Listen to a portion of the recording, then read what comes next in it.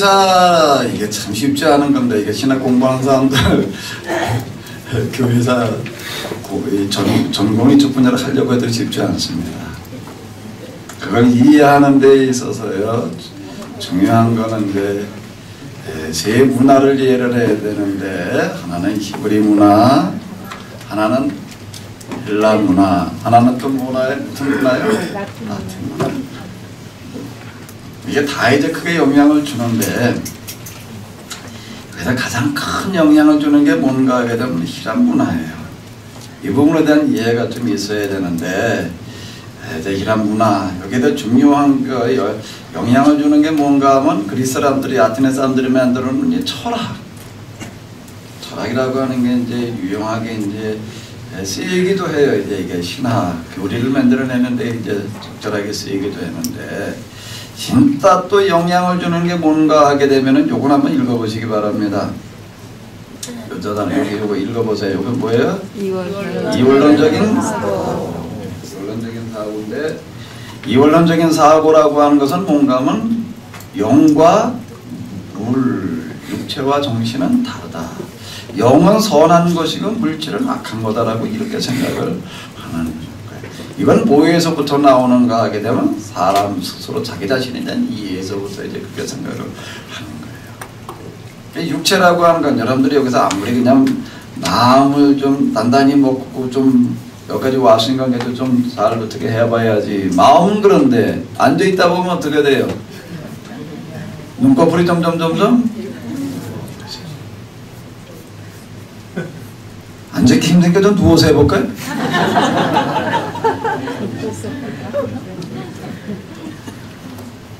앉아있는 게 힘드니까 눕자고 그러고 누웠다 보면 또 뭐 하자고 그러고? 자자. 배가 고프니까 이제 먹자고 그러죠. 잔뜩 먹고 나서 그 다음에 또 어때 이제? 야 이게 작심삼일이야. 아무리 뭘 어떻게 해보려고 이놈의 육체가 계속 방해를 하는 거예요. 이렇게 생각을 하는 거예요. 이게 단순하게 시작이 되어서요. 이러다 보니까 어떻게 이 사람들은 생각을 하면 사람은 이 육체와 정신으로 나뉘어져 있는데 이 육체라는 놈이 뭘 하는가 하면 계속 정신을 방해하는 거야. 육체를 이렇게 이해를 했어요. 정신의 감옥. 이렇게 이해를 하게 되었다. 그 육체와 정신만 가지고 그렇게 얘기를 하는 것이 아니라 그다음 모든 물질 세계라고 하는 것 자체가 이게 돈, 권세, 명예 아주 이것 때문에 그냥 일찍은 싸움들이 일어나고 뭐 죽이고 살리고 그냥 뭐 이러는 그런 일들 뭐 이게 악의 근원이고 그러다 보니까 물질이라고 하는 것 자체는 약한 것이다. 정신세계, 영적인 세계가 선한 것이다. 이렇게 생각을 하게 됐다. 근데 이게 엄청난 영향을 주었어요. 요거에 대한 뭐 복잡한 거 그냥 다 놔두시고 그냥 요 정도만 생각을 하시면 되겠고요. 이거 조금 더 이제 자세하게 이렇게 좀 부연 설명을 이제 한 거는 저는 이제 월요일날 주로 모여서 했던 게 있는데 그게 아마 DVD로 되어져 있을 거예요. 양이 좀 많기는 한데 그걸 좀 더 필요하신 분들은 관심 있으신 분들은 들어보시게 되면 조금 더 자세하게 얘기가 되어질 거고요. 이 부분을 꼭 염두에 두셔야지 교회사가 이해가 됩니다. 교회사 그 다음에 전개되는 일들은 이게 엄청난 영향을 주고 있기 때문에 이제 그런 거고요. 로마 제국이 이제 이와 같이 이게 콘스탄틴이라는 사람으로 말미암아서 이제 교회에 들어오고 난 다음에 이제 교회는 이제 바빠지기 시작을 했어요. 바빠지기 시작을 해가지고서 이제 부랴부랴 준비 작업을 들어가는데 그게 뭔가 하게 되면은 요거 빨간 글씨 한번 읽어보실까요? 정경화가 뭐지? 성경을 바이올린 하는 사람이거든요.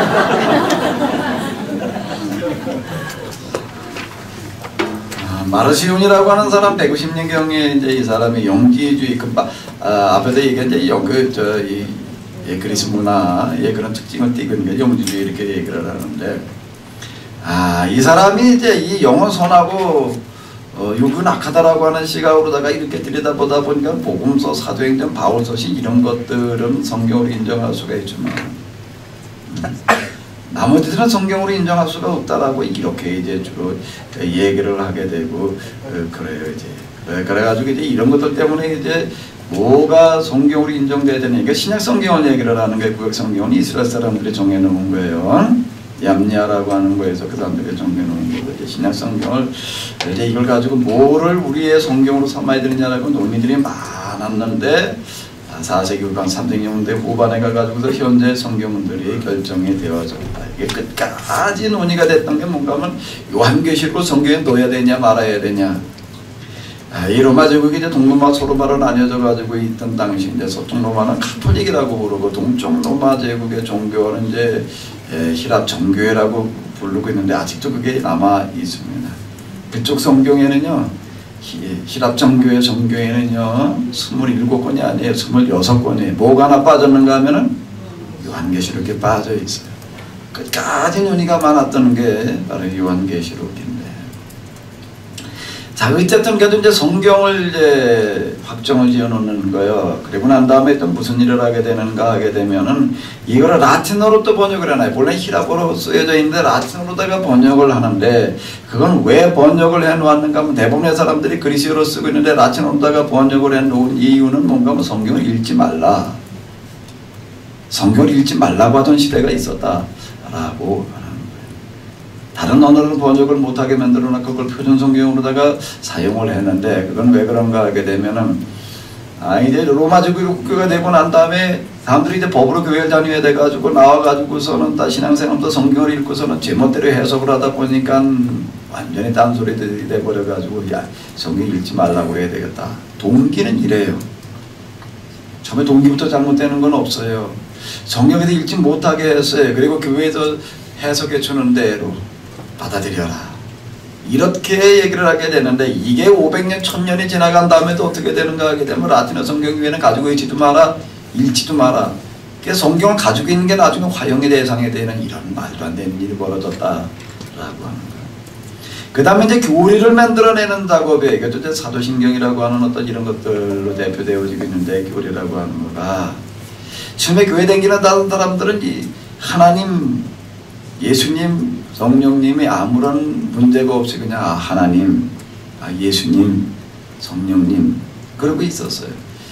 이제 여기 지금 로마 지금 내게 있는 수많은 사람들이 이제 물려 들어와 가지고서 이제 뭘 믿나 이 사람들은 누구를 믿나 하고 보니까 뭐를 믿는데 하나님을 믿는데 또 누굴 믿느냐 그랬더니 예수님을 믿는데 또 뭘 믿느냐 그랬더니 성령님을 믿는데 이 사람들은 신을 셋을 믿는구나 이러고 나오는 거예요. 그건 너희는 뭐 믿는 신이 셋이나 되냐? 그렇게 물으니까는 대답이 또 뭐라고 그래? 하나래. 야, 그게 어떻게 하나냐? 뭐냐? 하나님. 하나. 또 두 번째 누구예요? 세 번째 누구예요? 삼신이지 어째 하나냐? 이게 뭐라고 대답을 해야지? 이런 문제가 생기는 거예요. 와가지고 목사님한테 내가 좀 사람들 만나서 얘기를 하다 보니까 우리가 신은 셋을 믿는다고 그러는데 뭐라고 그래야 됩니까? 하나인 것 같은데 얘기가 잘 안 되는 거예요. 근데 이걸 가지고 이제 논의를 많이 하기 시작하니까 삼일체 논쟁이라고 하는 게 이제 일어나게 되는데요. 이거는 뭔가 하게 되면 하나님과 예수님은 어떤 관계냐라고 하는 걸 가지고 이제 논쟁을 많이 합니다. 이 교리 논쟁이라고 하는 게 교회사로 들어갈 때 보게 되면 이게 아주 복잡해요. 이제 교리사와 교회사가 나뉘어져 가지고서 이제 이게 공부를 해야 될 만큼 복잡한 얘기들이 여기다 등장을 하고 있는데 하나님과 예수님은 도대체 어떤 관계냐라고 하는 것 때문에 이제 오랜 논쟁을 시작을 하는데 결국 얻어낸 결과는 뭔가 하게 되면 동일본질, 호모라는 건 하나라는 얘기고 우시오스라고 하는 건 본질을 얘기를 하는 건데 본질이 하나다 같다, 동일본질이다 이렇게 결론이 나는데 뭔가 하면 하나님과 예수님은 본질이 같다 라고 하는 거고요. 그러고 난 다음에 그럼 이제 예수님에 관해서 또 이제 물어요. 이제 어떤 사람들은 예수님 그분이 누구냐 이제 하나님이라고 하는데 또 어떤 사람은 또 뭐라고 그러니까 예수님 그분이 나사렛에서 뭐 목수로 사다가 뭐 어떻게 하다가 사람의 삶을 살았다고 그러고 그 다음에 또 물어요. 예수님 그분은 하나님이냐 사람이냐 뭐라고 그래야 돼? 어떤 사람들은 하나님이라고 어떤 사람들은 사람이라고 이런 문제가 나와요. 또 이걸 가지고 또 열띤 논쟁을 벌려요. 열띤 논쟁을 벌리게 되는데 이제 요거를 이제 좀 기도를 봐가면서 얘기를 해보자고요. 자, 이제 이 그리스의 이 헬레니즘이라고 하는 것은 여기는 육체는 악하다, 영은 어떻다? 선하다. 이렇게 보는 사람들은 예수님을 하나님이라고 그럴까요? 사람이라고 그럴까요? 하나님이라고 하는 쪽에다가 무게를 두고도 계속 얘기를 합니다. 하나님과 예수님과의 관계를 얘기할 때도 이 사람들은 하나님과 예수님의 관계가 동일하다라고 얘기하기가 어려운 거예요. 왜? 육체는 악한 것인데 하나님 그분이 육체를 입으셨던 예수님과 똑같다라고 얘기를 하게 되면 하나님도 악하다라고 말하는 것과 같다.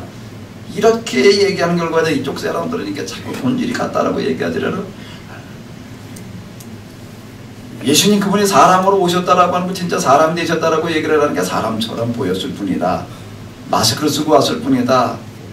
진짜 사람이 된 게 아니다. 이렇게 이쪽 사람들은 얘기를 하는 거예요. 왜? 육체는 뭐기 때문에? 이런 배경을 가지고 있다 보니까 이 사람들은 자꾸 이렇게 얘기를 하는 거예요. 근데 이쪽에 헤브라이즘 이쪽 사람은 예언자 전통을 가지고 있고 이러다 보니까 이 사람도 예수님은 누구라고 보려고 자꾸 그러는가 하면 사람이라고 봐요. 여기는 또 그렇게 얘기하려고는 경향이 많아요. 여기는 예수님은 누구라고 보고요? 하나님이라고 얘기해. 충돌이 일어나요. 교회 논쟁한데 이런 일이 벌어져요. 그럼 이쪽 사람들은 쟤들이 도대체 뭘 하는 거지? 왜 저걸 가지고 이렇게 죽고 살고 서로 싸우냐? 그 구경하고 있다가 끼어들어가지고 거기서 이제 화해를 시키는 역할을 하고 이제 그렇게 되어지는데 여기 이제 학자들도 보게 되면 이제 이쪽 배경을 가지는 사람이 있고 여기 이쪽 배경을 가지는 사람이 있고 또 여기 라틴 문화의 배경을 가지는 사람이 있고 그렇게 되어져서 이제 고리 논쟁이 복잡하게 벌어지는데 얻어내는 결론은 뭔가 하게 되면은 하나님과 예수님은 동일 본질이다. 예수님은 하나님이냐 사람이냐라고 하는 것들을 가지고 논쟁을 하다가 얻어내는 마지막 결론은 뭔가 하면 예수님은 누구신가? 완전하신 하나님이시면서 동시에 완전하신 누구라는 얘기예요? 사람이시다. 이렇게 해가지고 삼위일체 기독론이라고 하는 것들이 이제 만들어지게 되는데 수백 년이 걸렸고요. 수많은 사람이 죽었고요. 여기에 이 지역 사람들 다 동원되다시피 했어요. 그러니까 놀라울 정도로다가 이게 뜨거운 그런 논쟁을 벌였다라고 하는 겁니다. 우리 논쟁이 벌어져서 이제 기본적인 교리 사도신경 가끔가다 그런 얘기하는 분들이 있어요. 이게 사도신경을 왜 그걸 그러고 왜 외우고 있어야 되냐? 그 역사적인 고백이에요. 그거 하나 만들어지는데 엄청나게 많은 사람이 죽었어요. 엄청나게 많은 시간이 걸렸고요. 근데 제도를 만들어내는데 제도라고 하는 거가 없었어요. 그동안에는요.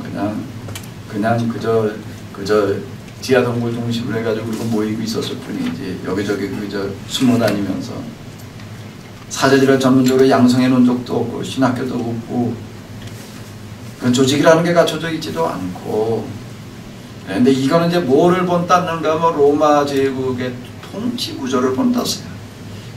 황제를 본따 가지고 뭘 만들어놨고요? 그 다음에 원로원을 본따 가지고 뭘 만들어놨고요? 대주교.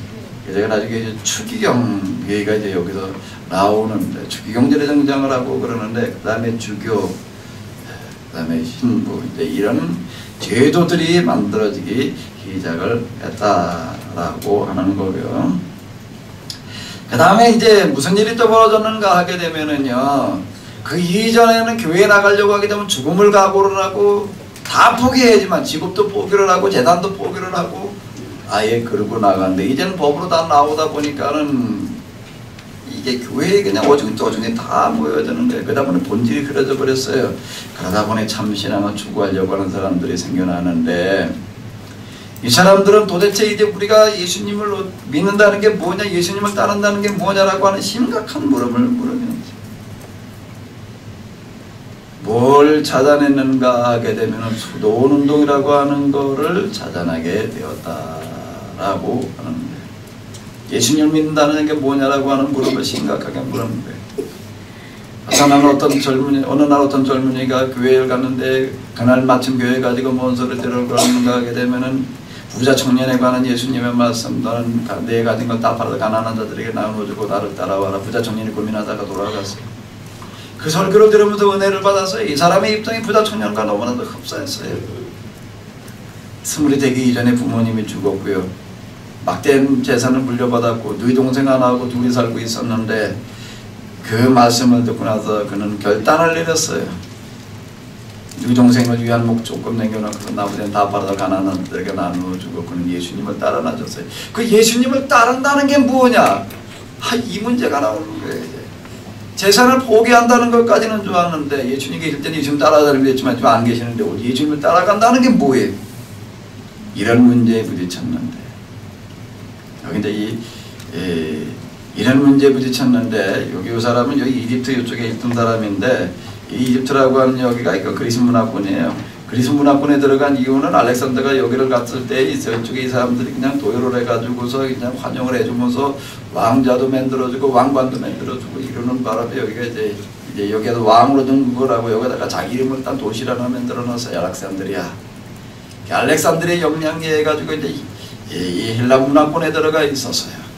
헬라 문화권에 들어가 있고 그러다 보니까 이제 예수님을 따른다는 게 뭐냐라고 하는 대답을 어디서 찾았는가 하게 되면 여기 이 사람들 이원론적인 그런 사고, 육체는 악하고 영은 선하다. 육체는 정신의 감옥과 같다. 그래가지고 이제 여기 뭐가 나오는 금욕주의라고 하는 게 나와요. 이제 사람이 좀 뭔가 사람들께 살려고 육체를 억압해야 된다. 육체 허잡는 대로 반대로 가야 된다.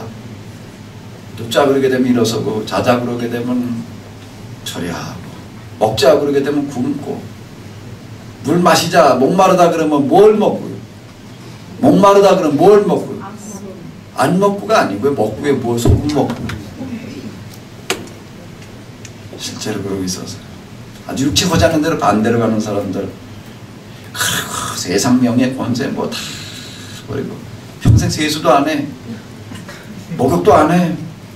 근데 한 벌 옷으로 족하고 빨래도 안 해 입어요. 그리고 세상 사람들 다 떠나가지고 어디 가가지고서 오두막 하나 지어놓고 그러고 살아가는 금욕주의자들이 있었어요. 이거를 보면서요 뭘 찾아냈냐면 야 예수님을 따른다는 게 저렇게 사는 거구나 이렇게 생각을 하게 됐다는 거예요. 안토니라고 하는 청년이요 재산을 팔아서 다 나눠줬어요. 그리고도 예수님을 따르는 걸 어디에도 찾았어요? 금욕주의자들이 살아가는 은둔의 삶을 보고서 예수님을 따라가는 것을 실천을 했어요. 이게 소문이 났어요. 성경에 나오는 부자 청년이 실천하지 못한 걸 실천한 사람이 있다. 그리고 예수님을 따라 나섰다. 부경도로 와서 보니까 재산을 다 포기해서 가난한 자들에게 나눠주고 그냥 오두막을 하나 지어놓고 몰방에 이제 편하게 누워서 있을 만한 데가 아니라 앉아서 하나 지낼 만한 그런 몰방 하나 지어놓고 그러고 살아가는 모습을 그 새끼를 오래기나 좀 푸아가지고 시장에 가가지고 뭐 좀 아주 기본적인 양식이나 밥보다가 먹어가면서 그러고 살아가고 있는 그런 모습을 보면서 은혜들을 받았어요.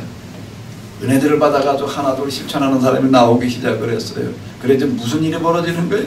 수도운동은 이렇게 해서 시작이 되었다라고 합니다. 예수님처럼이라고 하는 거 거룩하게 살자는 운동을 여기서 찾았어요. 거룩하게 산다라고 하는 거를요.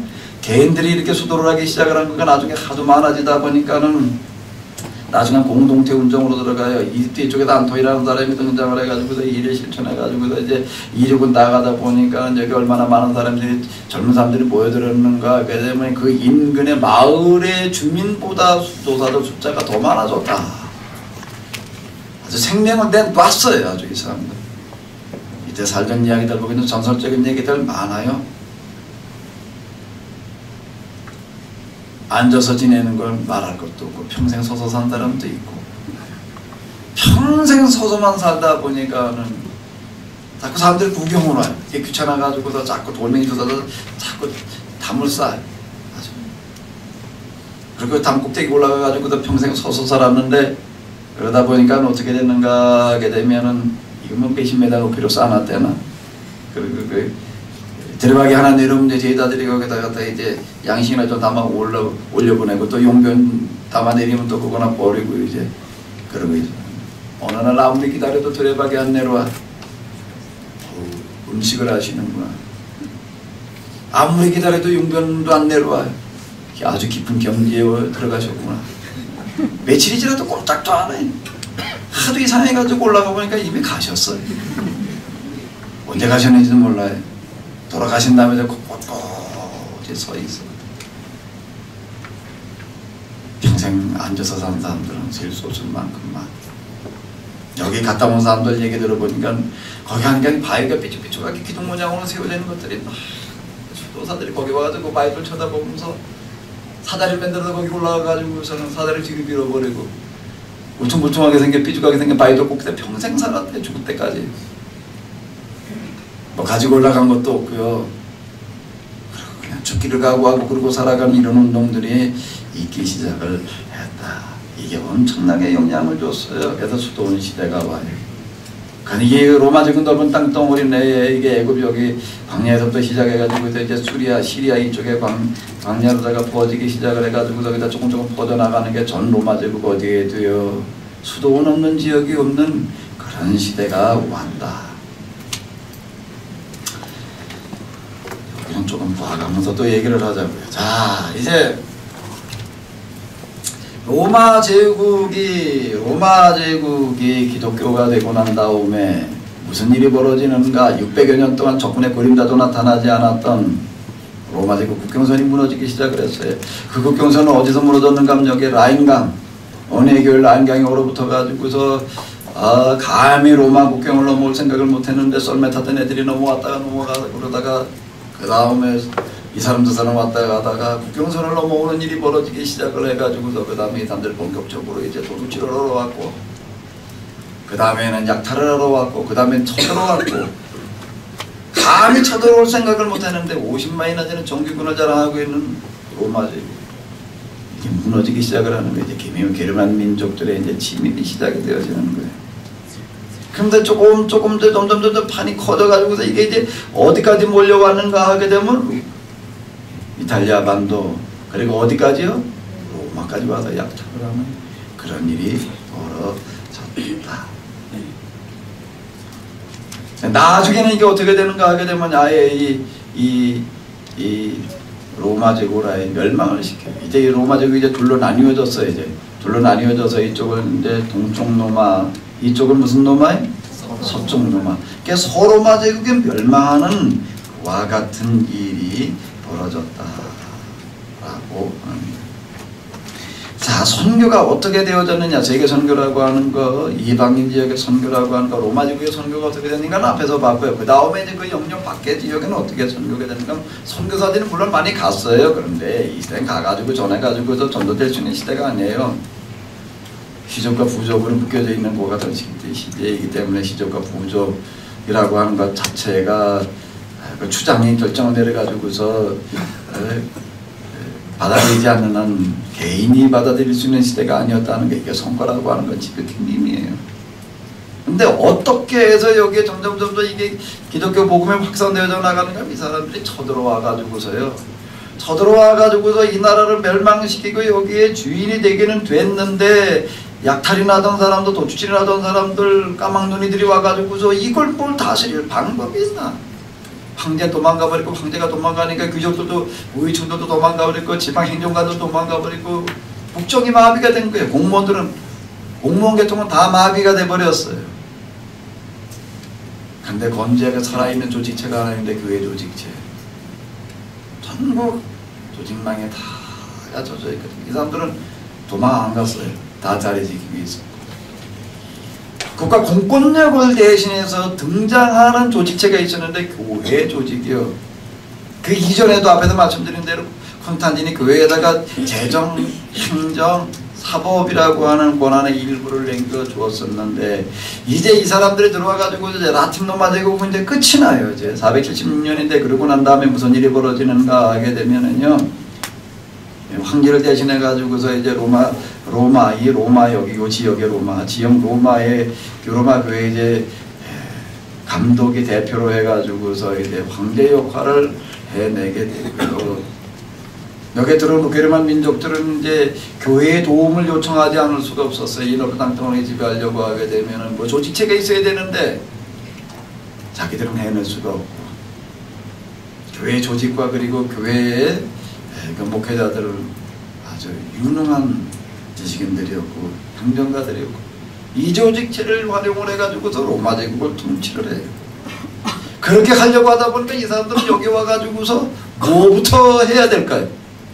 이 게르만 민족들이 몰려와가지고서 뭐부터 해야 될까요? 교회부터 나가야 돼. 세례부터 받아야 돼. 그래서 무슨 일이 벌어지는가 하게 되면은 오는 순서대로 뭐가 됐다는 얘기예요? 오는 순서대로 뭐가 됐다고요? 기독교인들이 됐다는 거예요. 가서 전한 거 가지고 결판이 난 게 아니에요. 와서 믿게 한 거죠.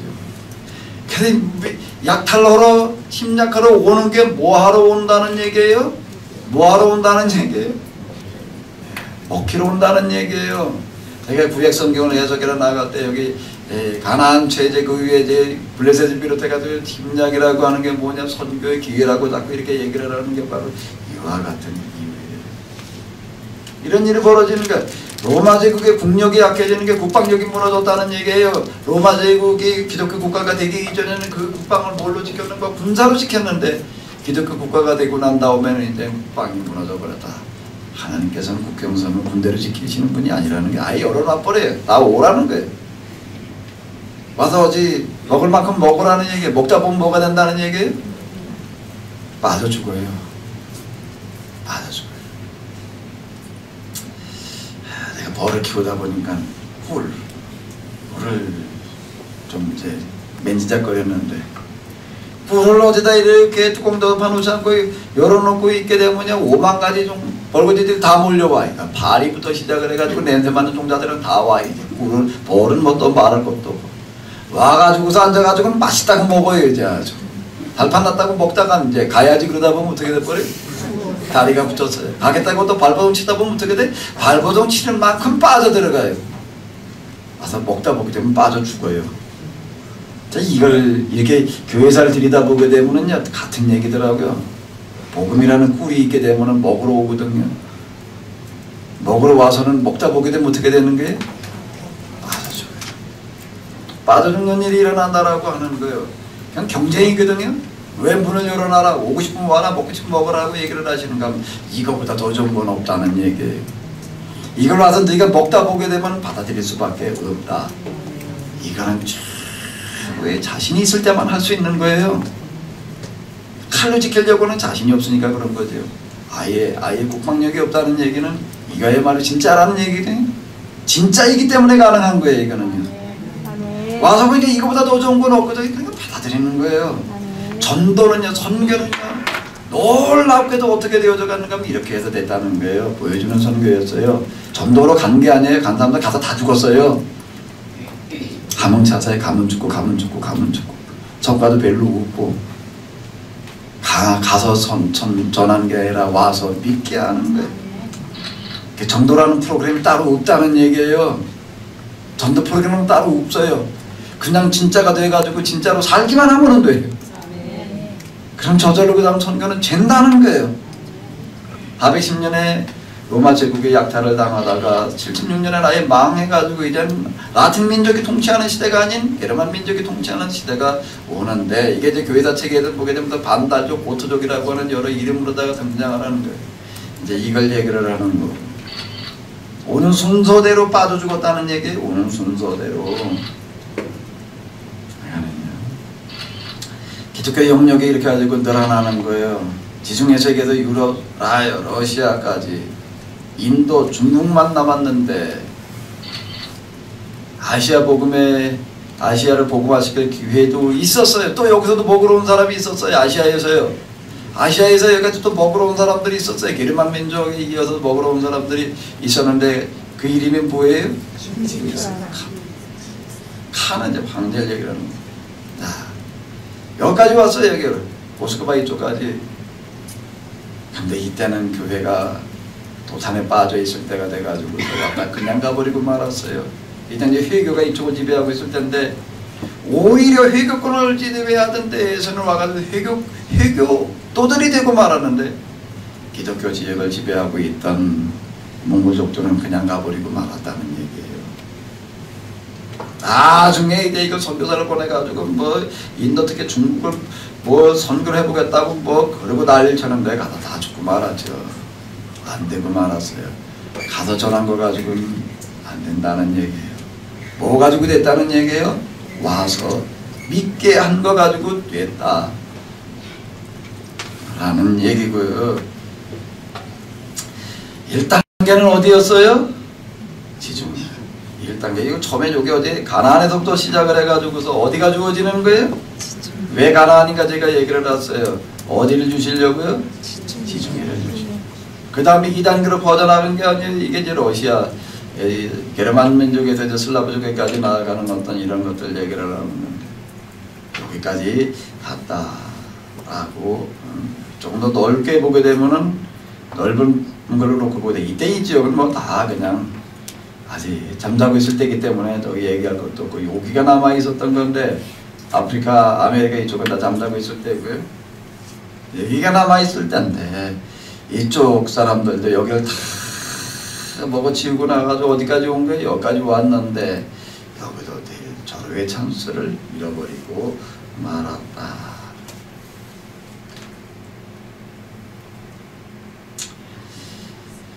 자, 이제 얘기가 뭔 얘기인가 하게 되면은요, 게르만 민족이 몰려와가지고 로마 제국을 약탈을 하고 그 다음에 로마 제국을 소로마를 멸망시키고 그러고 나니까 소로마, 이때는 이제 소로마 동로마가 나뉘어져 있을 텐데 동로마는 멀쩡했고 소로마가 망했어요. 왜 그런가? 뭐 동로마는 여기가 이제 콘스탄티노플이라고 하는 것이 초롱성 아니기도 했지만 여기는요 국방력이 건재해가지고도 쳐들어가도요 여기는 당연히 재간이 없었어요. 게르만 민족의 서쪽 로마만 온 게 아니고 동쪽 로마도 갔거든요. 예? 다뉴강을 이제 이렇게 국경선을 가지고 있었는데 그 아무리 쳐들어가도 이게 방어를 잘해가지고 못 들어가고 말았어요. 근데 소로마는 그냥 방어 허술해지는 바람에 걔들 몰려 들어갔어요. 몰려 들어갔는데 이쪽은 건재했는데 이건 요거 유지하다가 나중에 회교도한테 홀랑 먹혀버리고 끝나버리고 말았고, 국방력이 약화돼가지고도 게르만 민족에 몰려들어온 여기는 그 사람들이 다 오는 순서대로 기독교의 화를 이루었고 이제 이렇게 됐는데, 로마 제국이 약탈을 당하다가 마하가 된 이런 과정에 여기에 큰 혼란이 일어났어요. 큰 혼란이 일어나는데 데오도시우스라고 하는 황제가 이제 390년에 이제 아주 기독교를 국교로다가 선포를 했어요. 정식으로 선포를 하고 이교도 신전들을 강제로 다 때려 부셔버리고 이교도 제사장들 다 이제 그냥 아주 쫓아내버리고 추방을 했어요. 이제 이교도 제사장 노릇을 못하게 하고 말았어요. 그게 390년. 그러고 나서 410년에 로마시가 약탈을 당해요. 그때쯤 돼가지고서 이제 국경선명 무너져가지고서 약탈당하는 그런 일들이 벌어졌는데, 로마 제국이 정식으로다가 기독교를 국교로 선포를 하고 이교도 신전을 다 때려 부시고 이교도 제사장들을 다 그냥 추방시키고 이러고 나다 보니까 이런 일이 벌어지다 보니까는 여기에 불만을 품은 사람들이 많이 있었죠. 이런 사람들이 뭐라고 떠들어대기 시작을 하는 거예요. 여론을 조성하기 시작을 하는데 뭐예요? 기독교를 국교로 선포하고 하나님만을 믿자고 했더니 로마 제국 내에서 수백여 년 동안 믿어왔던 다른 신들이 뭐 어떻게 돼가지고서요? 분노해가지고서 이와 같은 징계를 내리고 있다라고 이렇게 얘기를 하게 됐고, 여기에 또 많은 사람들이 흔들리고 있었다. 도대체 로마 제국을 국교로 선포하고 난 다음에 일어나고 있는 이런 이민족의 침해 600여 년 동안 적군의 그림자도 찾아볼 수 없었던 지역에 이런 일이 일어난 걸 어떻게 이해를 해야 되느냐라고 하는 이런 문제가 대두됐다. 이게 이 시대 아주 제일 심각한 문제였어요. 이거 뭐라고 대답을 해야 되냐? 뭐라고 대답을 해야 되냐? 이 문제에 대해서 대답을 하고 나온 사람이 있는데, 그 사람을 누구라고 부르는가 하면 어거스틴. 이 사람이 살았던 연세는 350년에서부터 430여 년까지 살았던 그런 사람인데, 그 시대의 나이 치고선 좀 장수한 사람이에요. 어거스틴에 대해서는 대략 알고 계실 텐데, 이 사람은요,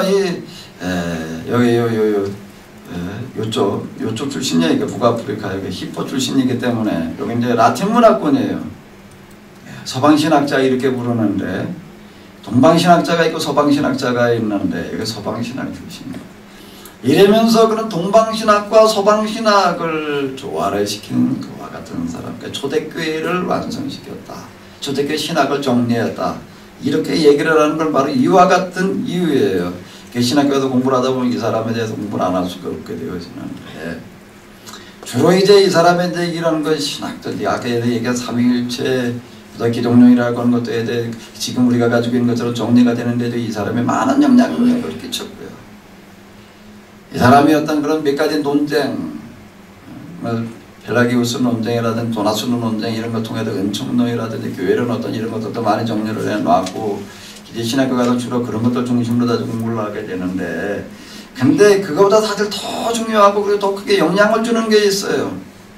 이 시대에 이제 이런 문제, 금방 말씀드린 대로 이제 354년에서 430년까지 살았기 때문에 로마 시가 약탈을 당하고 이제 무너지기 직전 5시대에 살았는데, 자, 이 시대의 가장 큰 문제는 뭔가 하게 되면 왜 로마 제국이 이렇게 이민족의 침해를 받아야 되느냐. 600여 년 동안 이런 일이 없었는데 기독교 국가가 되자마자 왜 이런 일이 일어나냐. 대다수의 사람들은 뭐라고 생각을 하는 거예요?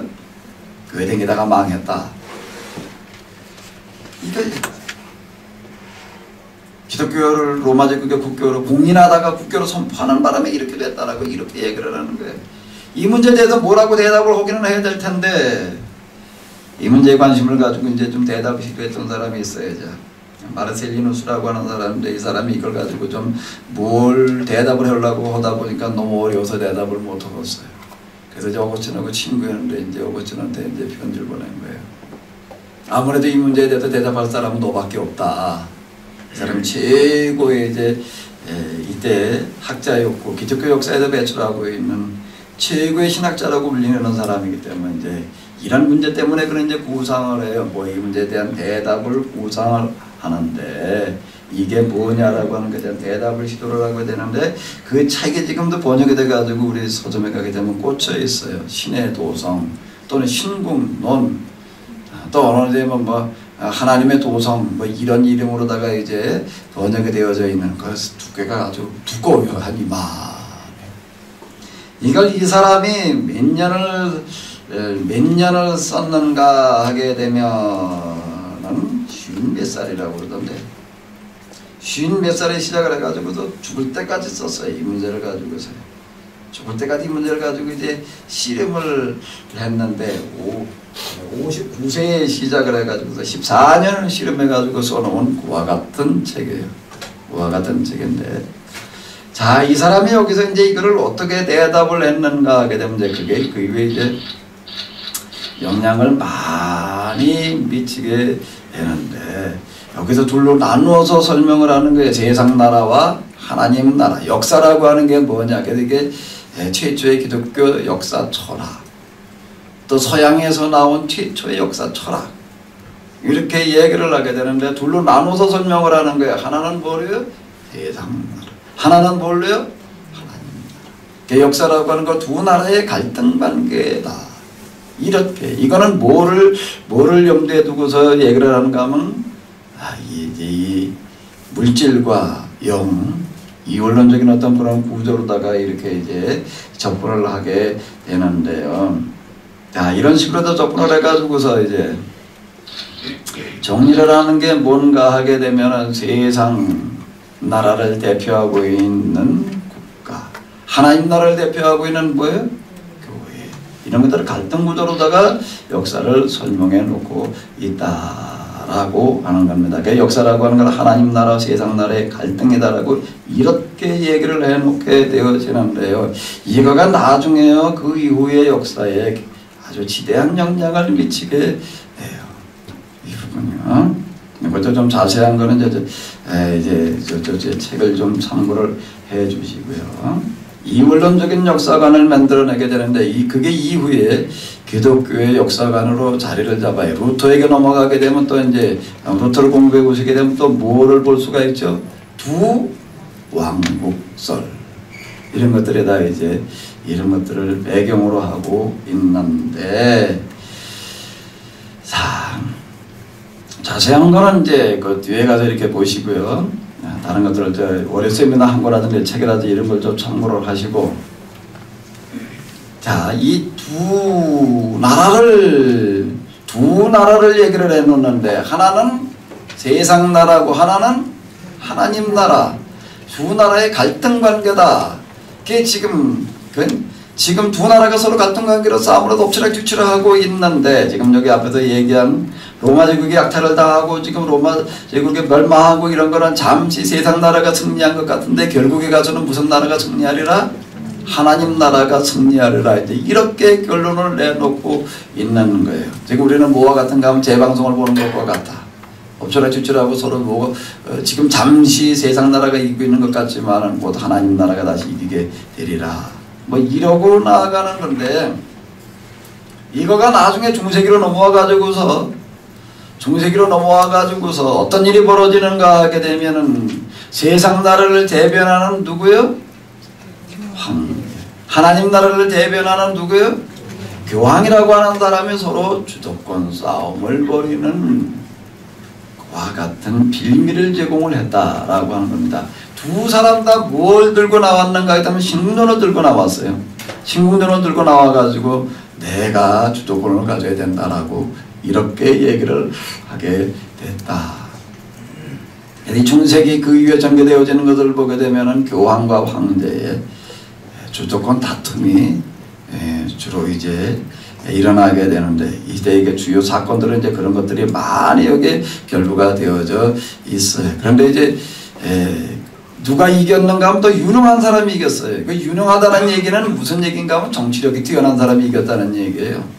더 유능한 정치꾼이 이겼어요.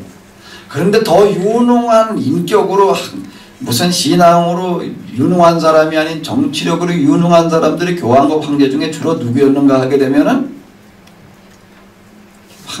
황제가 아닌 교황이었다는 얘기예요. 교황의 정치력이 더 뛰어났다라고 하는 건데요. 자, 이제 여기 중세기에 벌어지는 일들은 주로 이와 같은 이야기들이고요. 그 다음에 또 하나 이제 무슨 일이 벌어지는가 하게 되면은요. 자, 로마 제국의 국교가 되고 난 다음에 그 이전엔 교회당이라는 게 없었어요. 지하 동굴 속에서 유이집 가정집에서 그리고 예배들을 드리다가 지하 종교에서 지하교회에서 이제 지상으로 나왔어요. 지상으로 나오다 보니까 뭐가 필요해요? 교회당이 필요를 해요. 교회당, 그것도 또 큰 교회당이 필요해요. 왜? 사람들이 이제 막 몰려오다 보니까. 그때는 소수이다 보니까 그렇게 큰 교회당이 필요가 없었는데, 많이 몰려오다 보니까 그 사람들 수용하기 위한 큰 교회당을 줘야 되는데, 교회당을 줘본 적이 없어요. 하다 큰 교회당을 짓긴 짓는데 뭘 모방해서 졌을까요? 신전을 모방해서 졌다는 거예요. 그 많은 사람들을 받아놓고 이제 예배를 의식으로 진행을 해야 되는데, 그 이전에 예배 의식이라는 게 없었어요.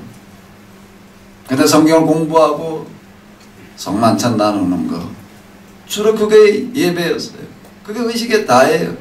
무슨 찬송이 뭐 이렇게 뭐 나와 있는 것도 아니고, 많은 사람이 모여가지고 찬송 불렀다 하면 뭘 광고하는 거니까 여기 우리 모였다 잡아가라, 그런 식이니까 조용조용하게 그냥 말씀이나 공부하고 그러고 말하지.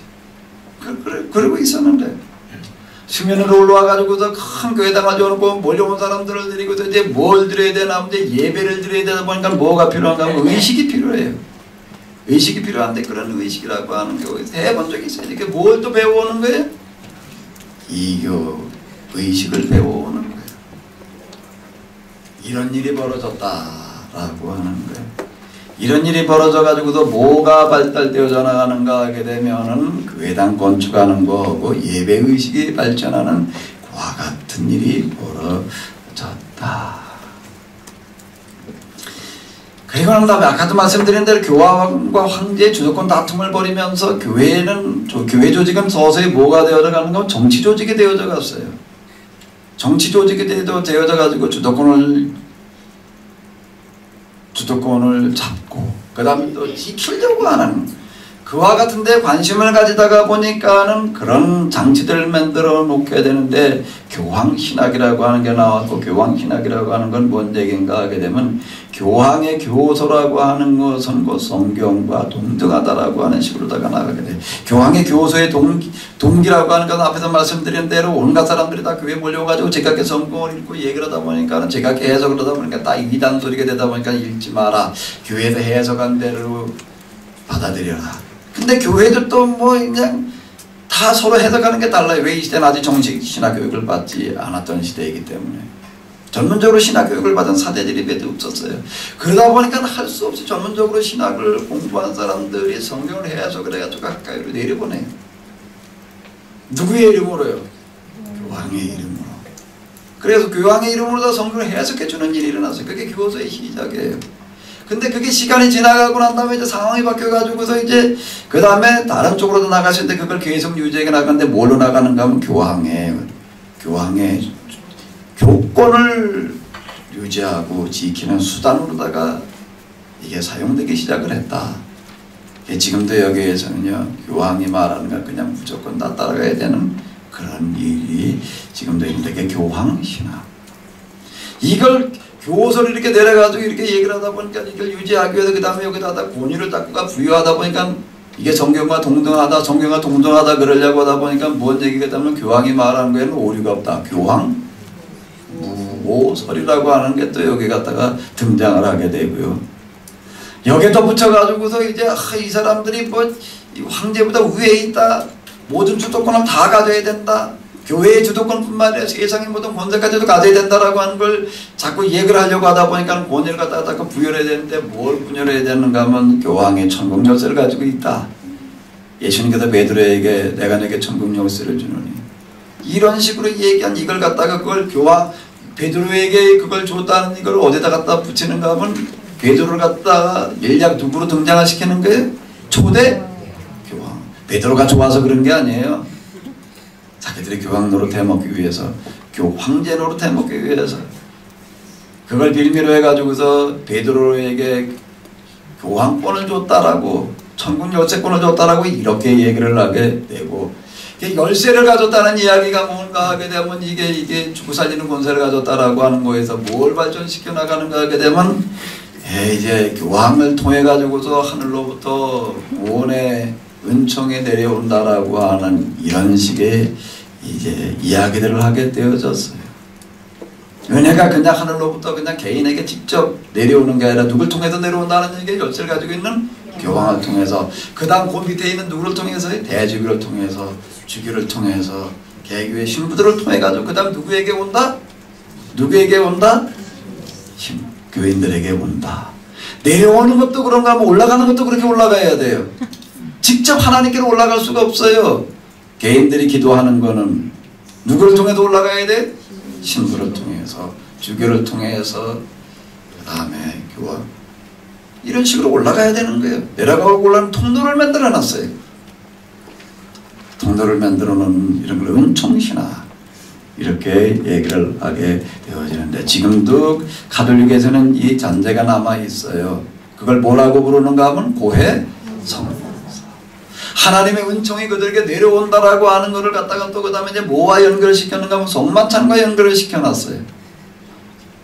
예수님께서 이건 내 떡이다, 내 피니 받아 마셔라, 먹고 마시라, 너희가 내 살과 내 피를 먹고 마시면 살리라라고 하는 이걸 갖다가 어떻게 연결시켜놨는가 하게 되면은, 교황을 비롯한 신부들이 정만찬을 할 때 여기다 대고 이 떡과 그리고 포도주에다 대고 기도를 하게 되면 그 순간에 뭐가 된다? 여기는 놓이는 떡과 그리고 포도주가 뭐가 된다고요? 예수님의 살과 피가 된다. 영적으로 된다는 얘기가 아니라 어떻게 된다는 얘기, 화학적인 반응이 일어난다는 얘기예요. 유전자 검사를 해보게 되면 예수님의 유전자가 거기 들어간다. 이렇게 얘기를 하는 거예요. 혈액형 조사를 하게 돼 예수님의 혈액형과 같다는 게 정말로 예수님의 화학적인 변화가 일어난다. 그걸 뭐라고 얘기를 하는가 하면 화체. 이렇게 얘기를 해요. 이 신부들의 기도에는 이런 능력이 있다는 거예요. 구원을 받으려면 어떻게 해야 되는가 하게 되면은 너희가 내 살을 먹고 마시면, 내 살을 먹고 내 피를 마시면 너희가 살리라라고 하는 이 구절을 가지고서 얘기를 하는 게, 구원받는 걸 이제 뭘 가지고 받는다는 얘기예요? 이 떡을 받아 먹느냐 아니냐에 달려있다. 이렇게 얘기를 하게 돼. 여기 지금 천주교의 이 예배라고 하는 건 미사 예배예요. 다 나와가지고서 신부가 집어주는 떡과 포도주를 먹고 마시는 게 예배의 중심을 이루고 있어요. 그 얘기는 뭔가 하게 되면 까불지 마요. 까불지 마. 까불었다가 너 죽어. 너 지옥 가. 이런 소리예요. 이런 소리. 그게 만들어지게 되는 배경과 동기들은 다 이런 것들이 들어있다. 죄 용서이라는 것도 직접 하나님께 용서 안 받을 수가 없어요. 누구한테 용서를 빌어야 돼? 고백을 해야 돼? 그리고 올라가야 돼. 그리고 그 용서의 선언을 누가 해야 돼? 그것도 또 뭐예요? 또 뭐예요? 까불지 마요. 덤비지 마. 그 사람들은 이 사자들을 뭐라고 불러요? 신? 뒤에다 뭐라고 불러요? 아버지야. 파더예요. 영어로 파더. 그냥 소문자로 파더로 하면 내 아버지고, 대문자 파더로 하면 신부를 얘기를 하는 거예요. 신부. 이런 식으로 체제를 만들어 놨다는 게 되게 초롱성이라고 하는 걸, 바벨탑을 건립해 놨다는 건 이걸 얘기를 하는 거거든요. 근데 공적신학이라고 하는 게 있어요. 이 사람들은 특별하다는 거예요. 특별하다. 이거 하나님의 은총을 매개하고, 이거 뭐 기도를 했다 하면 그냥 화학적인 변화가 일어나가지고 예수님의 삶과 피로 변해야 되고, 이런 사람들이니까 세상 사람들은 뭔가 좀 다른 게 있어야 된다. 그 뭐 다른 걸 뭘 보여줘야 돼? 그래가지고 여기다 등장을 시키는 게 뭔가 하면 독신제도. 독신제도. 뭔가 다르다라고 하는 거를 보여주기 위해서. 여기 이제 수도사라고 하는 어떤 이런 수도라고 하는 거기에 결부가 돼가지고서 어떻게 되는가 하게 되면 이게 둘로 나뉘어지게 되는데, 특별한 수도의 길을 간 사람들에게는 특별한 은혜가 있다는 거예요. 그 사람들은 자신들이 구원받고 남을 만큼 은혜가 있다는 거예요. 그래서 그 사람들에게는 뭘 붙여주는가 하면 성자를 붙여줘야지. 성화무게. 예수님의 12 제자도 그냥 이름을 부르지 않아요. 그냥 베드로 부르지 않고 뭐라고 불러요? 성 베드로, 성 안드레, 성. 거기는 저 성이 하나밖에 없어요. 다 이렇게 돼버리는 거예요. 거기다 그 다음에 아주 그 훌륭한 수도 얘기를 간다는 그런 게, 그 사람들 유물을 갖다 교회당 갖다 전시를 하나, 그 사람들 동상을 갖다 만들어 놓고 거기다 갖다 기도를 해. 무슨 기도를 하는가 하게 되면, 당신이 쓰다 남은 종을 좀 나에게 주십시오. 그 얘기예요. 그런 식이에요. 지금도 그게 남아있다라고 하는 겁니다. 그 사람들 날렵을 보게 되면 성아무개 무슨 축일, 성아무개 무슨 축일, 360일 빈칸이 하나도 무슨 만큼 많아요. 그 사람들은 세례를 줄 때도 또 무슨 이름으로 주는 게, 그 사람들의 이름으로다가 세례명이라고 하는 걸 주고, 이런 일이 벌어졌다. 그걸 뭐라고 그러면 공적현황. 그래서 종주재판이라고 하는 게 있어가지고서 교회에서 이제 아예 재판을 벌여요. 뭐 하는 사람이에요? 신앙을 제대로 안 지키는 사람, 잘못된 신앙 가진 사람 가려내다라고 하는 또 이런 취지로다가 처음에는 등장하려네. 나중에 이게 변질이 돼가지고서 교권에 도전하는 사람들은 다 갖다 죽이는. 이 시대에 가지고서 나중에 어떤 일이 벌어지는가 하면 성경을 읽지 못하게 하는 거예요. 읽었다 하게 되면 이제 통일하니까. 성경을 읽지 못하게 한 거예요. 처음에는 읽었다 하면 이단이 되니까. 그것 때문에 못 읽게 했는데, 시간이 지나가면서 그 다음에 계속 못 읽게 하는 거예요. 읽었다 하면 뭐가 되니까요? 들통이 나니까. 뭐가 들통이 나니까요? 저들이 하는 짓거리가 들통이 나니까. 예. 르네상스 이후에도 이 종교재판소를 만들어 놓고요. 여기서 혈안이 돼가지고 찾아내는 제일 첫 번째 부류의 사람들이 뭔가 하면 성경을 읽고 있는 사람들이에요. 성경을 소유하고 있는 사람들. 그걸 다른 나라 말로 번역을 해가지고 다 읽게 하는 사람들 아주 최고의 죄인이야, 이건. 루터가 종교개혁을 하면서 제일 먼저 신별을 기울여가지고 하는 일이 뭐예요? 성경을 번역을 해놓는 거예요. 독일어로 성경을 번역을 해가지고 다 읽게 하는 거예요. 성경으로 돌아가자라고 얘기를 한 걸 바로 이와 같은 얘기인데, 이런 일이 벌어지게 됐다. 교회당 안에서 이런 일이 벌어지게 되는데, 교회당 바깥에서 이제 그 다음에 살아가는 모습들은 어떻게 되어졌는가 하게 되면, 봉건제도라고 하는 게 이제 만들어지는데, 봉건제도라고는 독특한 그런 제도가 이제 만들어져요. 이제 이게 이렇게 될 수밖에 없었던 건, 여기 이제 그냥 온갖 짭짤한 사람들이 침략을 해오다 보니까 이제 이게 뭐 로마 제국의 국군선이 무너지고 난 다음에 방어를 해줄 방법이 없어요. 그 자체 방어로 들어가야 돼, 이제. 각 지역마다 알아서 자기가 이제 자구책을 강구를 해야 되는데, 이제 자체 방어로 들어가다 보니까 뭐 개인이 막을 방법이 있나? 그 지역에 누가 앞장서서 막아줘야 되는 거예요? 시권자가. 지방 토가 나서서 이걸 막아줘야 돼. 그러니까 나머지 사람들은 어디에 기댈 수밖에 없는가 하면 거기에 기대가지고서 의지해가지고서 이제 방어를 해내야 되는 이런 것들이 이제 봉건제도의 어떤 희초고 이제 출발이 되어지는데 그것들이 이제 나중에 변질이 되어져 가지고서 어떻게 되어져 가는가 하게 되면은요, 그 봉건 영주들, 거기에 11절에 영주 또는 성주 이렇게 부르게 되는데, 그 사람들을 주로 누가 차지하게 되는가 하게 되면은 그 지역의 신부들이 차지를 했다라고 하는 거예요. 그런데 이게 실질적으로 다 그 지역의 왕노릇하는 초기에는 공도 방어선 구축하기 위한 그와 같은 이루다가 시작이 되어졌는데, 시간이 지나가면서는 이게 어떻게 되어지는가 하게 되면은요, 각 지역에 그런 실적인 왕노릇하는 그런 일들로 변질이 되어져 갔고, 그의 수장을 주로 누가 맡게 되었는가 하면 교회의 사도들이, 사제들이 맡게 되었다. 봉건제도가 만들어져 가지고서 신분, 지위, 빈부를 오히려 격차를 심화시키는 그와 같은 일들이 벌어졌고요. 교회당 건립이라고 하는 것은 앞에서 말씀드린 대로 이제 어쨌든 그런 이유 때문에 교회를 지어놨는데, 그러고 나서는 이제 이 교권을 유지하기 위해서 꼭 하는 일이 있어요. 교회당 건물에다가 관심을 가지고 그 다음에 거기서 집행하는 예배 의식에다가 초점을 맞추는 거예요. 그래서 이 교회당 안에 들어도 이 예배를 드리게 되면 여기다 특별한 하나님의 은혜가 임한다고 이렇게 말을 하는 거예요. 그건 교권을 유지하고 수호시키기 위한 가장 효과적인 그런 방법이에요. 그래서 항상 그렇게 해나가요. 이 이스라엘 역사에서도 보게 되면은 왕정기 때 제사장들이 그런 일을 했다. 성전을 지어놓고 거기서 이 예배 의식을 집행하면서 제사로 하나님을 섬겨라. 여기서 지금 똑같은 일이 또 벌어진다는 거예요.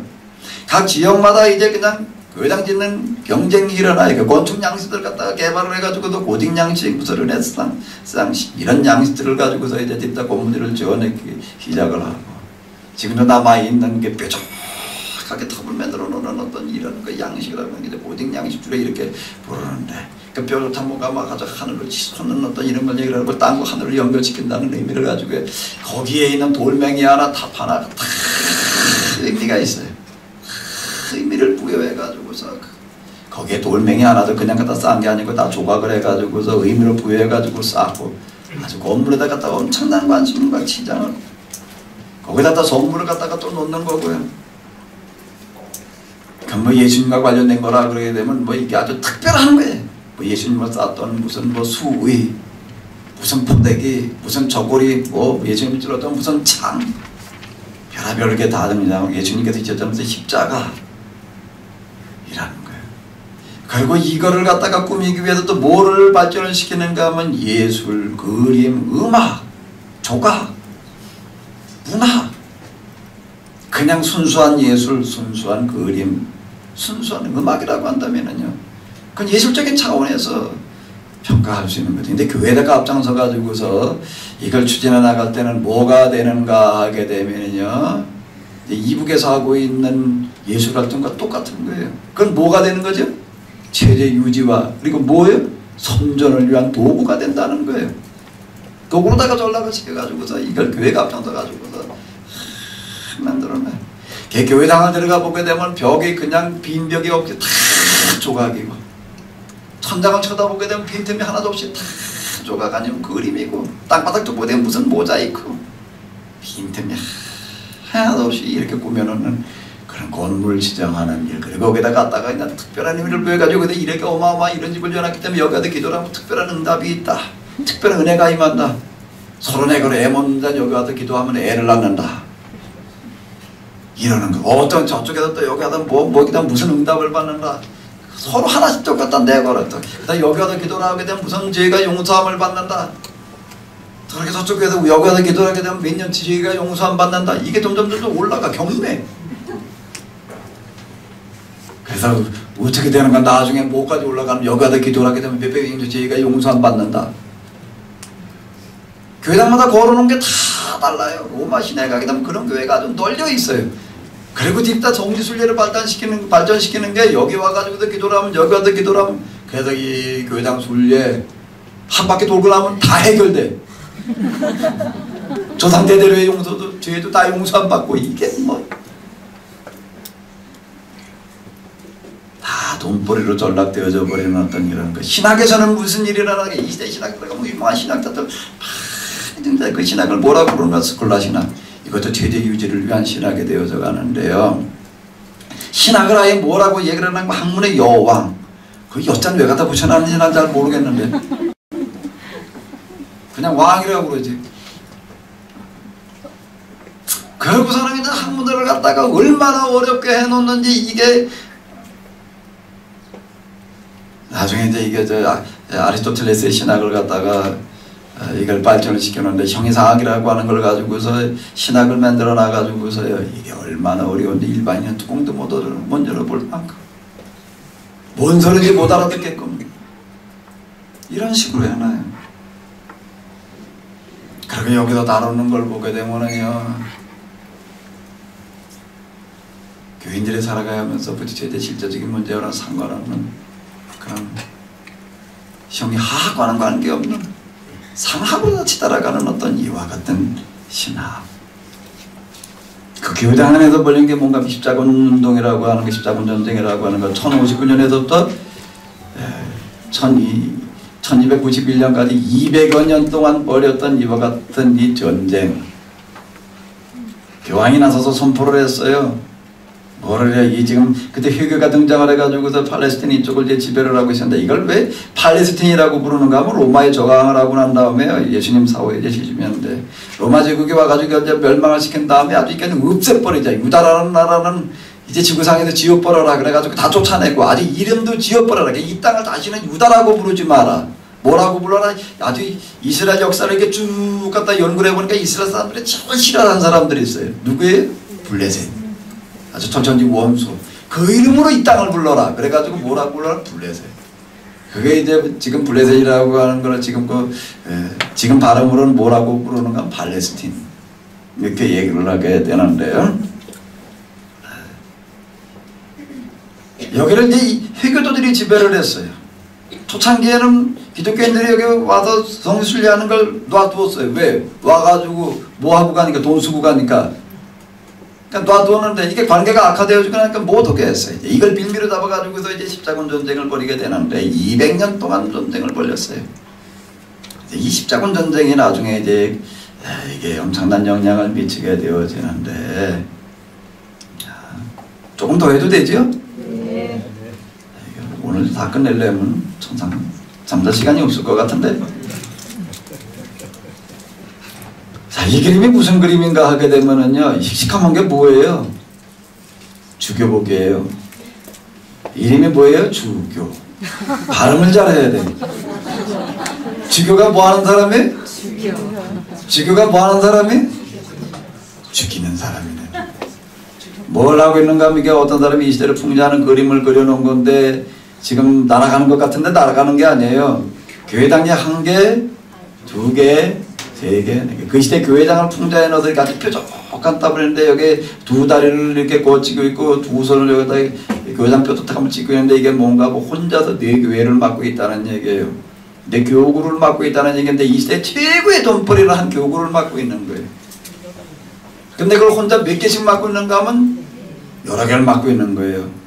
여러 개를 맡고서 요즘으로 얘기를 하는 거게 누굴 갖다 놓는가 하면 서리천로사 하나 파송해 놓고 평생 교육에 한 번도 안 가보는 경우가 허다해. 그리고 뭐만 챙기는 거예요? 수입만 챙기는 거예요. 그러니까 영지에서 나오는 모든 것들이 다 그 주도권이, 지배권이 누구에게는가 하면 교회에 있었기 때문에 그 영지의 넓은 땅, 비옥한 땅일수록 수입이 많아지기 때문에 서로 이걸 차지하려고 했다. 그 시대를 풍자하는 아주 그런 그림이 되겠는데 중세교회가 어디로 가는가 하면 이와 같은 일을 하다가 암흑기로 가게 되었다. 자, 이 교회가 뭘 해야 되느냐, 거룩한 나라를 만들어야 되는데 그와는 상관없는 길로 가게 되었다 라고 하는 거예요. 고치는 본래 그런 의도를 가지고 한 건 아니고 시대계적이 자기 나름대로 책에 대한 답변을 하려고 했던 거였는데 이 신국론 왕국설이라고 하는 걸 이걸 갖다가 교황과 황제는 서로 악용을 해가지고서요, 교황과 황제 갈등 관계, 교권을 지키기 위한 여러 가지 신학들, 예술 활동들, 종교 재판 그리고 그 다음에 또 이 십자군 전쟁이라고 하는 건 뒤에서 이제 르네상스와 좀 관련시켜 가지고도 좀 얘기를 할게요. 이것도 교권을 지키기 위한 그와 같은 전쟁 선포. 자, 이런 것들로 치달아가게 됐다. 이 시대를 뭐라고 부르는가 하면 암흑기라고 부른다라고 하는 겁니다. 중세교회가 어디로 가야 되는가 하게 되면 요거 두 번째 줄을 한번 읽어보시기 바랍니다. 거룩한 이건 그런데 거꾸로 봉건제도를 만들어내는 와 같은 일을 하고 말았다라고 하는 거예요. 보여주는 선교의 길을 갔어야 되는데 전 세계를 보여주는 선교로 복음화를 시켜야 되는데 이 중세기가 한참 치달아갈 그때쯤 징기스칸 여기 왔다 그냥 꿀 냄새가 아니고 구정물 냄새만 맡고 그냥 돌아가 버리고 말았다. 자, 이러면서 이제 1500년대 르네상스와 그리고 이제 현대를 맞이하게 되는데 르네상스라고 하는 거 우리가 잘 알고 있는데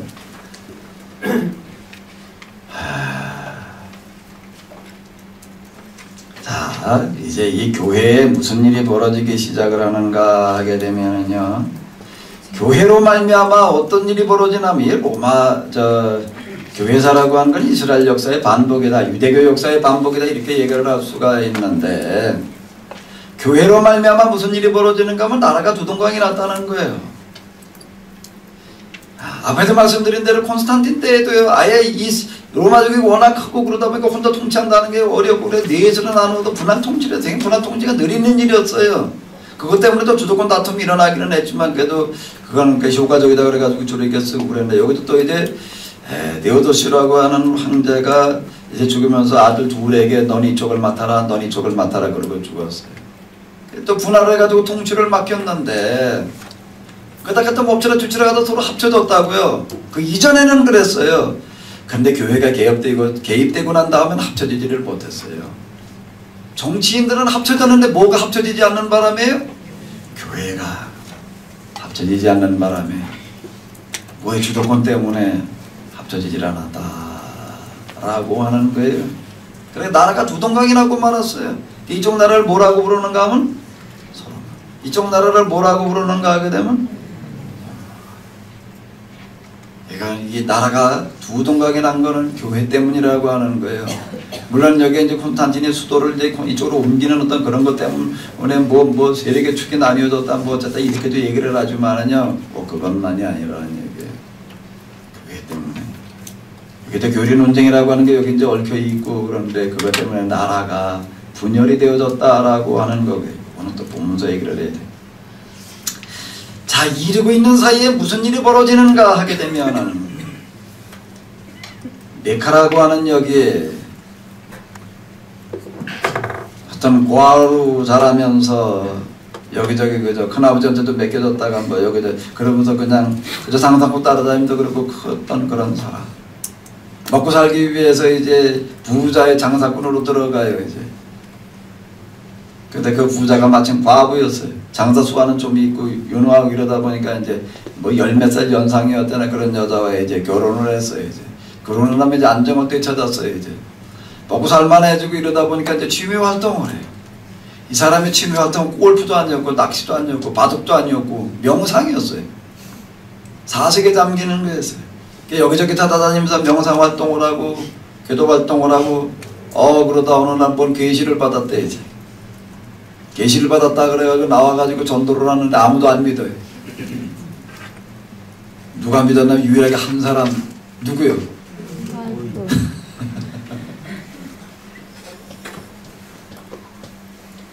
아무도 안 믿어요. 그러고 있던 게 이제 뭐 엎치라 뒤치라 하면서 세력을 얻기 시작을 하는데 이게 전쟁을 통해 가지고서 세력을 얻기 시작을 하는 게 메카라 점령을 하면서 또 이제 힘을 받기 시작을 했는데 이게 퍼져나가기 시작을 하는 거예요. 여기 내용을 들여다보면 이 사람이 계시를 받았다는 얘기도 개금 수준이고 이 사람들이 얘기하고 있는 사상이라고 하는 것도 정말 아무것도 아니에요. 약탈이라고 하는 걸 공식적으로 인정을 해. 물론 이쪽의 삶이라고 하는 것 자체가요. 세상들을 약탈해가지고도 먹고 살아가는 게 먹고 사는 주요 방책이었기 때문에 이걸 인정했다라고 하더라도 이걸 종교적으로다가 그걸 인정한다 용납한다라고 하는 것 자체가 이게 말이 안 되는 얘기거든요. 도둑질을 종교적으로 용인하라는 어떤 그런 걸로부터 시작을 해가지고서 전혀 아무것도 아닌 특별한 게 아무것도 없어요. 여기는요. 주로 이제 유대교, 기독교 이쪽에 이제 이 아라비아 이쪽에 사는 조로아스토교 뭐 이런 것들 갖다가 주워다 모아가지고 집밥 만들어 놓은 거, 그것도 나중에 갖다 이제 만들어 놓고 지는 그런 것도 없고, 이러던 어떤 것들이 점점 더 힘을 얻기 시작을 하는데, 여기다 맨날 교리 논쟁, 교권 다툼, 싸박질만들이 있다 하고 있을 것 틈을 타가지고서 이게 번져나가기 시작을 하는데, 메카에서 이게 시작되어진 게 몇 년이니까 630년. 이게 번져나가는데 이게 주로 사막시대의 중심을 내고 번져나가는 이게 여기까지 가는데 몇 년이 걸렸는가 하게 되면 몇 년 걸렸어요? 빨리빨리 계산해봐요. 이게 그 다음에 또 여기 지금에는 팔레스타인 쪽을 이제 비껴나가는데 또 이쪽으로 나갔다 이제 몰려오는데 이게 또 몇 년 걸리나 하면은 어떻게 뭐 이런 데가 꼭 그런지 몇 년 걸렸어요? 그때 보면 또 일로 또 몰려나가는 또 몇 년 걸려요 또? 그 다음 또 가는데 몇 년 걸려요? 맞았나 틀렸나 잘 봐요. 4년보다 조금 더 걸렸지. 그 다음엔 어디로 가는가 하게 되면 또 여기로 몰려갔어요. 이 세력을 뭐라는 거예요? 회교. 어떻게 여기 안디옥이라고 하는 데가 최초의 이방인 교회가 세워졌던 데고요. 여기 벌써 50만 명이 살고 있었다. 인구가 50만 명이 있다. 그런데 테반이 벌써 이게 사도행전 시대에 엄청나게 인구가 늘어났고 그 위에 절반 정도 기독교인이었다라고 이렇게 얘기되고 있는 이런 지역이 이렇게 쉽게 이쪽으로 무너졌는가. 여기 예루살렘 중심지구, 그 다음에 여기 저기 이집트 여기 수도원운동이 일어났던 여기요. 순교자들이 엄청나게 많이 나왔던데 여기요. 근데 어떻게 이렇게 회교에 그냥 쉽게 무너져 버리고 말았는가? 경쟁에서 졌다는 얘기예요. 무슨 경쟁이요? 포교 전쟁에서? 포교 경쟁? 아니고 삶의 경쟁에서 졌다는 얘기예요. 기독교가 로마 제국의 종교가 되기는 했는데, 기독교가 로마 제국의 종교가 되고 난 다음에 민초들의 민생을 뭐가 달라졌는가? 달라진 게 없고 오히려 더 가중됐어요. 그 이전에는 세금을 어디에다만 냈는가 하면 나라에다만 냈는데, 기독교 국교가 되고 난 다음에 이제 그 다음엔 또 어디다 또 돈을 내야 되는 거예요? 헌금을? 이중고. 낮은 게 아무것도 없다는 거예요. 들들 볶이는 것만 있는 거고요. 뭐에 볶였다는 얘기인가? 들들 볶였다는 얘기가 교리 논쟁이라는 걸 얘기를 하는데, 교회당에 가게 되면 맨날 우리 교리가 옳다는 소리만 그냥 교권 싸움, 교인들 동원해가지고서 서로 교회당 빼앗으러 가는 그런 쌈박질 벌리는 거, 이런 일들을 하다가 보니까는 이 사람들이 밀려왔는데, 여기 앉아 사막의 사람들이기 때문에 지금에는 요구하는 게 별로 없었어요. 요구하는 게 세금을 요구하는 것도 보니까 이 사람들은 그렇게 요구를 하고, 이 사람들이 와가지고 자기들 받아들이기만 하면 그들이 하던 일들, 지위들, 재산들 그대로 다 인정해주고 소량의 세금만을 요구하고, 이러다 보니까 사람들이 어떻게 했는가 하면 이걸 다 받아들여 버리고 말았어요. 저항을 한 게 아니라 그냥 받아들였다는 얘기예요. 그래서 4년 이렇게 여기가 다 그냥 휩쓸려 나가버리는 이런 일이 벌어지고 말았다. 여기 이 사람들이 이게 터키 쪽에 이게 오스만 터키 이렇게 얘기를 하는데, 그러고 난 다음에 여기는 동로마 제국과 더불어서 슈랍정교라고 얘기를 하는, 그냥 사라져버리고 쪼개갔어요. 꼭대기로 다 도망갔어요. 보따리 싸가지고 다 어디 들어가? 러시아로 들어갔어요. 그러니까 러시아가 이제 그 다음에 이 정교회 동로마 교회, 그 정교회, 러시아 정교회 이렇게 불리게 되어지는데, 이런 일들이 벌어지게 되었다라고 하는 거. 회교가 번져나간 걸 그 다음에 보게 되면요, 무서운 세력으로 번져나갔어요. 이건 아주 새빨갛게 완전히 회교 국가, 아주 회교 국가를 얘기를 하는 거고요. 조금 먹혀 들어간 것까지 얘기를 하게 되면 도대체가 이거 색칠 안 해야 될 때가 없을 만큼 우리나라에도 지금 많이 들어와 있고, 영국이라고 하는 나라를 보게 되면 기독교인보다는 회교도가 더 많다고 그러고, 기가 막힌 얘기는 재작년인가 뭐 신문에서 얘기를 하는 거 보니까 크리스마스 카드를 연합장을 만들면서 크리스마스라는 단어를 못 넣었대. 왜? 회교도들을 자극한다 그래가지고. 그런 일이 벌어지고 있다. 이 르네상스까지 좀 해도 될까요? 네. 진짜 괜찮아요? 네. 그 얘기가 조금 긴데. 자, 르네상스를 이해하려고 하게 되면요, 십자군 전쟁을 이해를 해야 돼요. 십자군 전쟁 때문에 르네상스가 일어나는 건데요.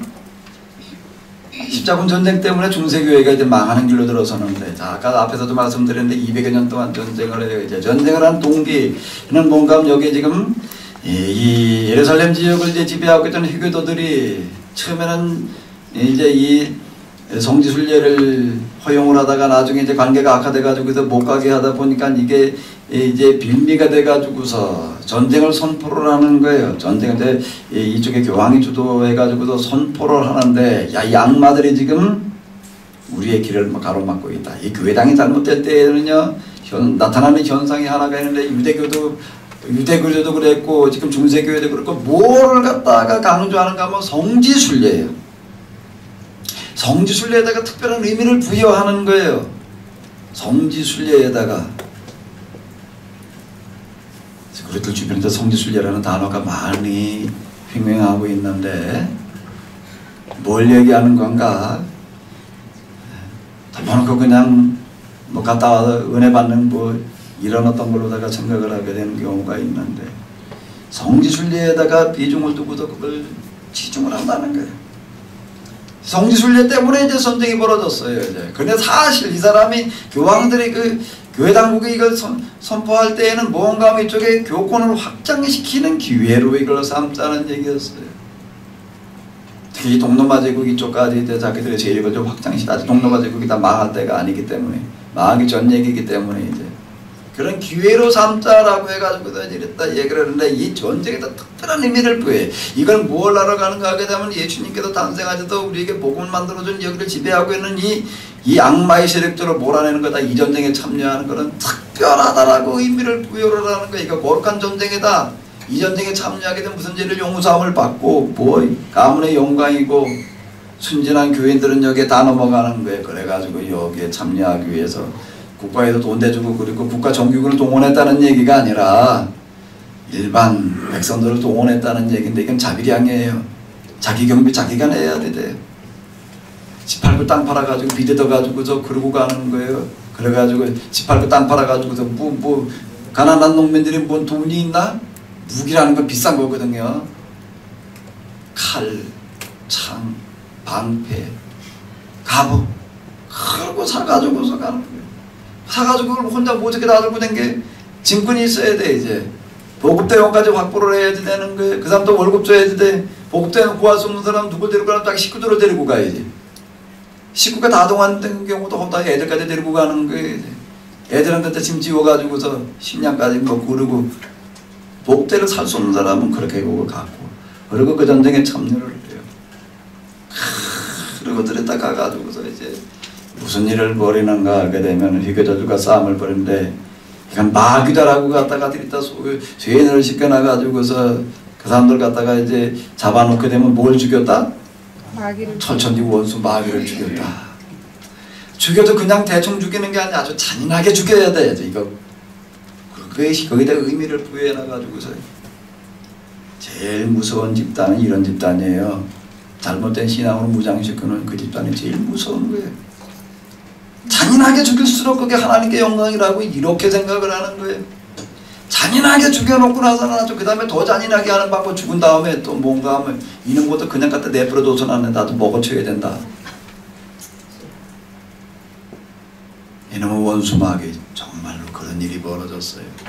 그것도 앞장서서 일을 추진한 사람이 수도사들, 앞장서서 이 전쟁을 선동한 사람들은 수도사들이었고, 회교도를 가서 가장 잔인하게 죽여가지고 그 다음에 그걸 갖다 삶아먹고 구워먹고, 이런 식으로다가 이게 진행이 되어서 가는, 물론 이게 일부에서 일어나는 어떤 그런 일이기도 하지만은요, 대체적으로 보게 되면요 엄청나게 잔인했어요. 회교도들 그냥 적군이다 그러고 그냥 죽이는 걸로 끝나는데, 아예 기독교인들은 어떻게 생각을 하니까 원수 마귀다 그래가지고 아주 잔인하게 죽여야 된다라고 해서 죽은 종장에다 대가지고 계속 찌르고 가지라, 이런 식으로다. 그런 식으로 됐는데 결국은 뭔가 하면 계속 패하는, 일부 승리한 경우도 있겠지만 결국에서는 완패. 200년 동안 이거를 하게 되는데 별하별 군대 가다 또 오는데 애들 소년 십자군을 그래가지고 애들이 기도하다가 뭘 계시 받았다 그래가지고 어른들이 가가지고 지는 거는 뭔가 하면 믿음이 없어서 득이다.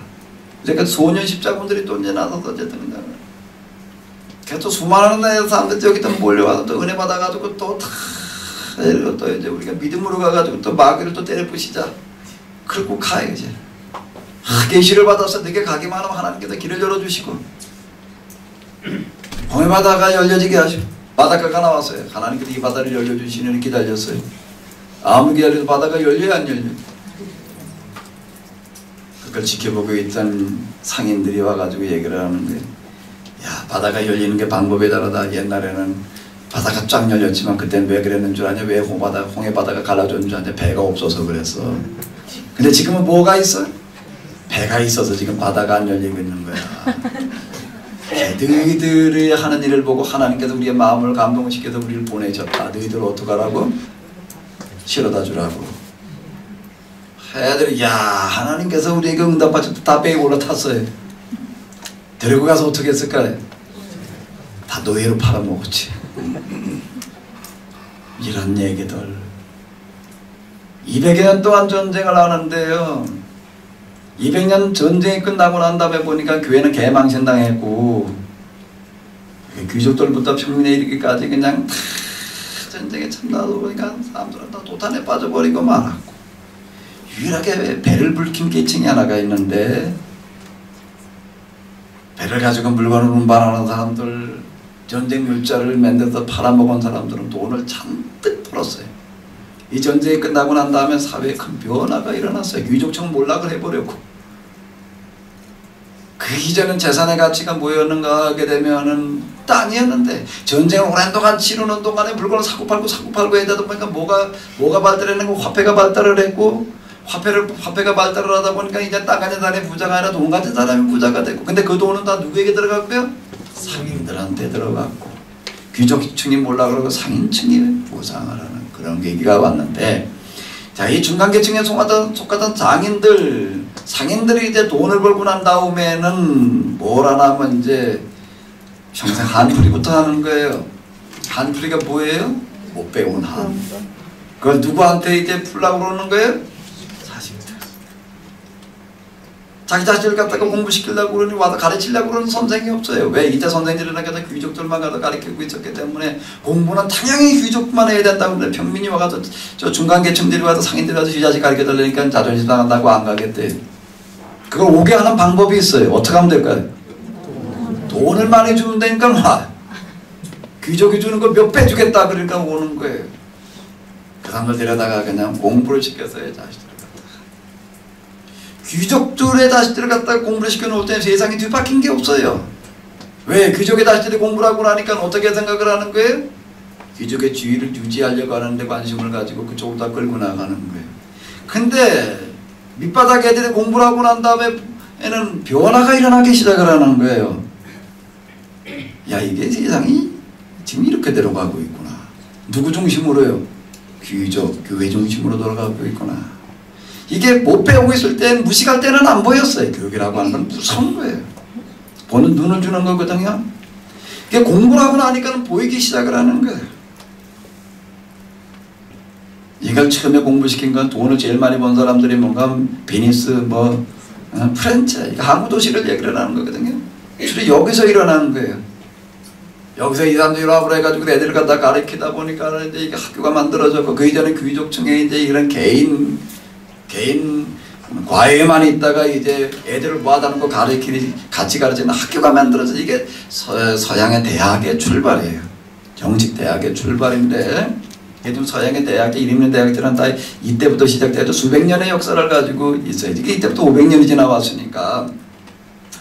자, 이렇게 해가지고 이제 대학들이 만들어져 가지고 이제 밑바닥 중간 또는 평민 애들 갖다가 공부를 시키는 일들이 일어나다 보니까 이 애들이 공부를 하고 나니까는 세상을 다시 보기 시작을 했어요. 귀족의 입장에서 보는 게 아니라 누구의 입장에서요? 평민의 입장에서, 밑바닥 입장에서 보기 시작을 했다는 거예요. 밑바닥 입장에서 보다 보니까 잘못 가고 있는 거예요. 꼭대기 애들이 공부를 해가지고서 보니까 어떻게 하고 있고 똑바로 가고 있는 걸로 보이고, 꼭대기니까 그렇게 보이는 거고요. 당연히 우리가 계속 이렇게 이 체제를, 우리의 삶을 유지하자 그렇게 보는 거고, 밑바닥 애들이 공부를 하고 나니까 이게 잘못됐구나 그렇게 보이는 거고요. 그렇게 해서 어떻게 해야 되는 거구나? 뒤집어 봐야 되는 거구나. 이렇게 되기 시작을 했다라고 하는 거예요. 최초에는 이 물결이 어디서 일어나는가 하면 이탈리아에서 일어났어요. 네, 이쪽에 있는 사람들이 이게 해안을 끼고 있다면 여기 존재물자 실어나르는 건지를 또 맡아보다 보니까 여기서 일어났어요. 이게 소문이 나니까 이제 위쪽에 있는 사람들이, 이쪽에 있는 애들이 여기 와서 이제 배웠어요. 이제 북유럽에 있는데 여기 이탈리아에 와서 이제 이걸 배우는 거예요. 배워가지고 가가지고서 이제 그 다음에 또 가르쳐요. 이제 선생이 돼가지고 가르치기 시작을 하는데 이게 이제 역전이 됐어요. 처음에는 이탈리아 쪽이 먼저 앞서는, 나중에 이쪽 북유럽 쪽이 이제 더 앞서는 역전이 되는 그와 같은 일들이 벌어지게 됐는데, 이걸 가리켜서 뭐라고 얘기를 하는가 하면 르네상스, 인문주의 운동, 자 이렇게 이제 부르는데, 자 이걸 이제 이게 또 하나 또 여기다 붙인 이름 복고주의 운동이라고 이렇게 얘기를 하는 건데, 이 사람들이 좀 공부를 하는데 뭘 갖다가 공부를 했는가 하게 되면 옛날 고대 그리스, 로마 사람들의 고대 학자들, 그들의 책을 갖다가 연구를 하기 시작을 하는 거예요. 주로 여기에 텍스트로 사용한 게 뭔가 하면 그리스 사람들이 만들어 놓은 철학, 문학, 역사, 예술, 이런 것들을 공부를 하게 됐어요. 왜? 교회 다니던 중세기에도 한 것들은 아주 그 염증을 내가지고 다 그냥 혐오했고, 이러다 보니까 뭔 구호를 내고 그러는가 하면 어디로 돌아가자? 그리스와 로마로 돌아가자. 자, 이렇게 되기 시작을 해가지고서 여기에서 이제 이 중세 교회 체제가 무너지는 일이 일어나게 됐는데, 그 동기는 뭐 때문에 가능한 게 됐는가 하면 십자군 전쟁 때문에 사회 변동이 일어나면서 가능했고, 구체적으로 이게 가능해진 거는 뭐 때문인가 하면은 뭐 때문에 그게 됐다는 얘기예요? 교육이 세상을 바꿔왔다라고 하는 겁니다. 앞만 봐도 내일 아침에 조금 더 해야 될 것 같습니다. 내일 점심 먹기 전에는 교회사를 끝내고 그다음에 영성으로 들어가 보도록 하겠습니다. 오늘 하루 동안 고생 많으셨습니다.